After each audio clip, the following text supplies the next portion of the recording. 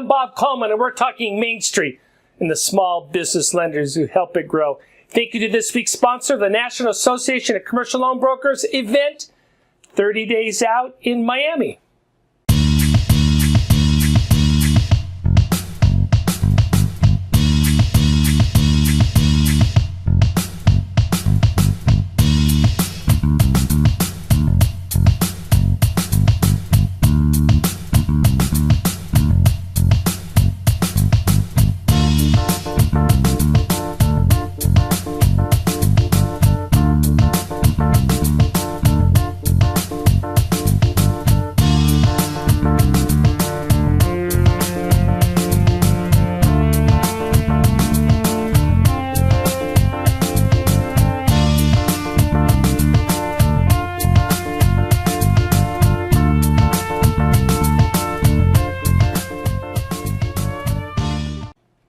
Earlier this year, we did a hospitality webinar, and this heat map, I think, is so cool. Look, I predict that there will be an economic downturn. However, I'm not going to predict when.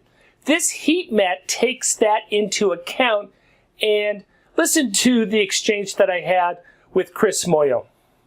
Take a look at this map in 2017. Chris, describe this map for us, please. Sure. So this is a heat map that our research group produces. The boxes are sized according to the size of the hotel market by number of rooms, and the ratings range from green to red, with more green being positive and red being negative.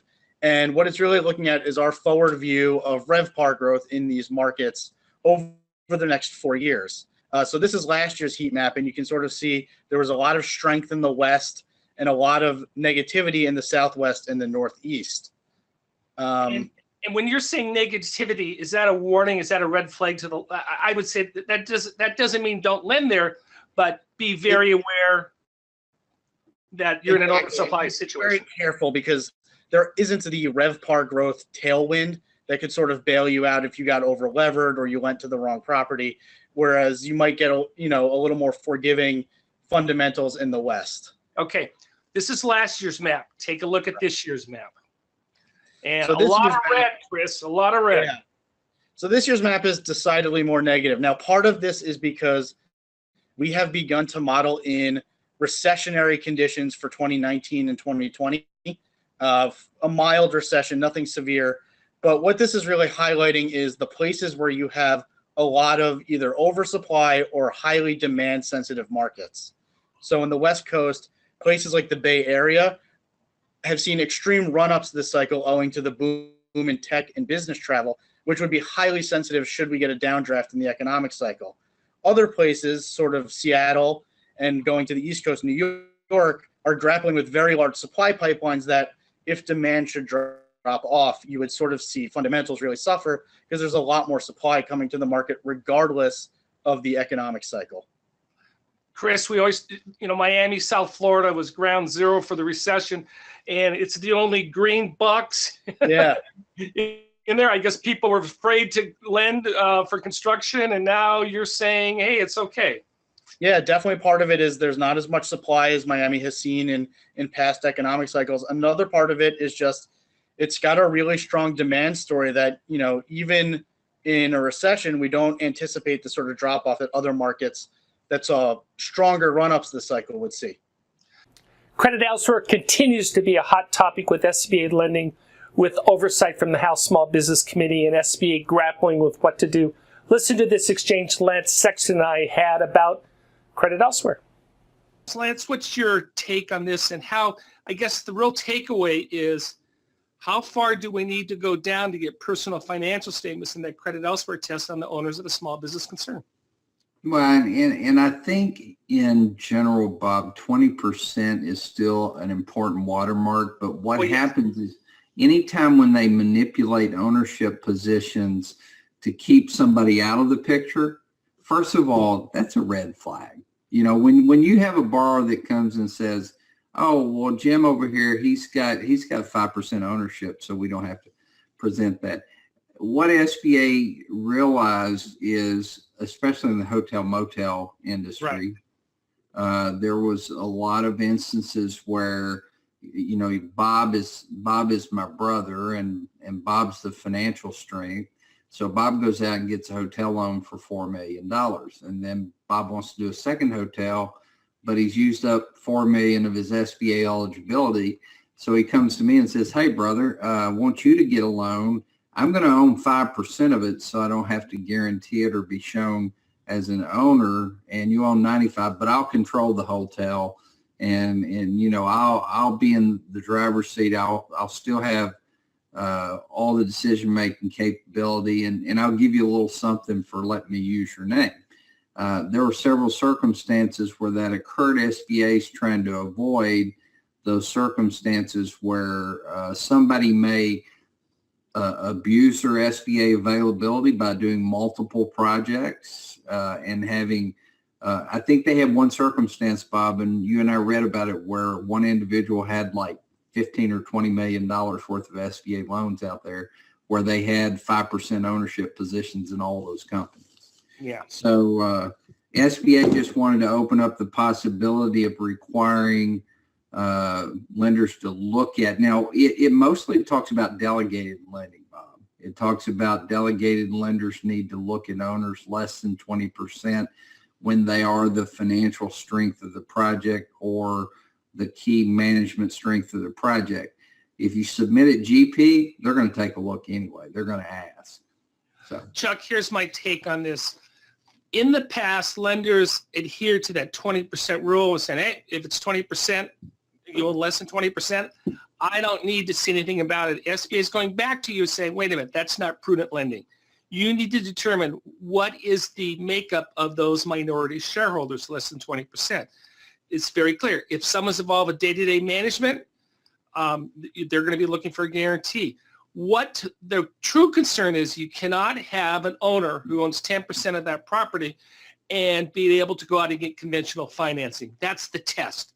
And I can't be any more clear than that, other than it's a gray area, and you have to make the determination on whether that person can get conventional financing or this is an SBA credit. It's a one sentence, one paragraph in your credit memo, but SBA is putting that back on the lender, and they're not going to allow you to say, we have someone who has $5 million in the bank and they're going to be a 5% guarantor.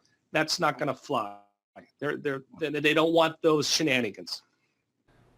I love to profile successful small business success stories that lenders have worked with them. Hey, do me a favor, make a video. It doesn't have to be that professional. You can do it off the iPhone.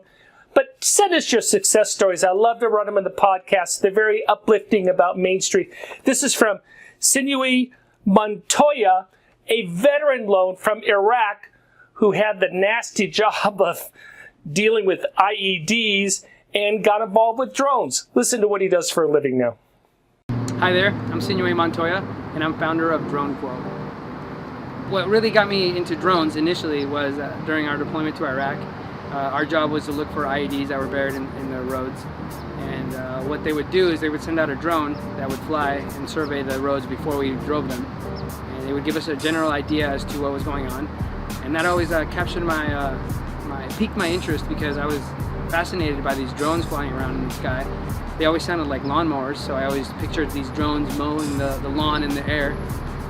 And it really caught my attention. And then when I was selling solar, I would be the guy that would come out to your home and sit with you and talk to you about solar and whatnot. And then I would get on your roof and take measurements. And sometimes, I'd get on those roofs and I think to myself, what am I doing up here? It's really scary. I always tell people I'm 5'6", so I'm not very comfortable too high off the ground, right? So I bought a drone in 2014, and I used it to do surveys of the roof without having to get on the roof. And customers really liked it. They responded well to it.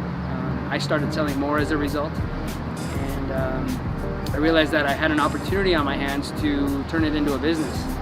And a lot of times, these customers that I was going to go visit, they were very well-to-do people. And whenever I spoke to those kinds of clientele, I would ask them, what have you done to be successful in your life? And the great majority of the time, they would tell me that they were business owners.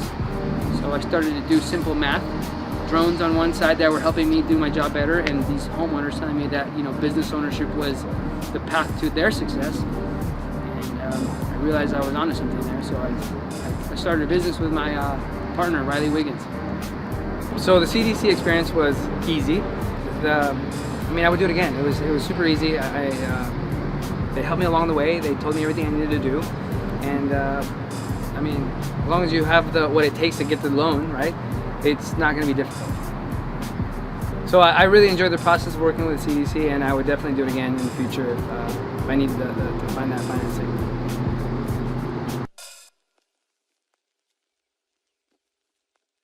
Dana Weiss, Partner Energy.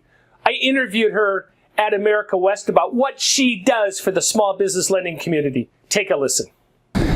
Dana Weiss, Partner Energy. I always thought it was Partner Engineering. What is that about? So we're Partner Energy, or we're Partner Engineering sister company. Okay. We're two solely operated companies, but we do share a lot of resources and we share our connections. Very good. And what do you do? I work for Partner Energy as the SBA program manager. And that basically means that I am a mixture of sales and I hold the hand of our clients all the way through the process to completion of their reports. And what type of reports is an SBA program manager ordering? So our clients order the energy analysis reports that allow their clients, their borrowers, to go green, meaning that they can borrow above the $5 million cap, and it means that they can borrow up to $16.5 million from the SBA in total. Awesome. And we did a report a while back that said, hey, one of the things we'd like to see is for SBA 7A to adopt that green part. I assume you'd be all for that. We would certainly be all for that. It would be great to see more and more programs. We do have lots of programs across the country for other types of lending institutions.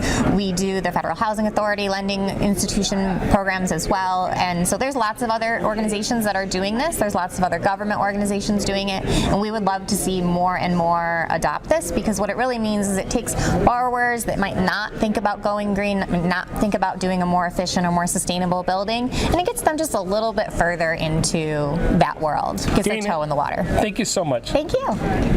Thank you for joining us today for the Coleman Report Update and for supporting America's Main Street, one entrepreneur at a time.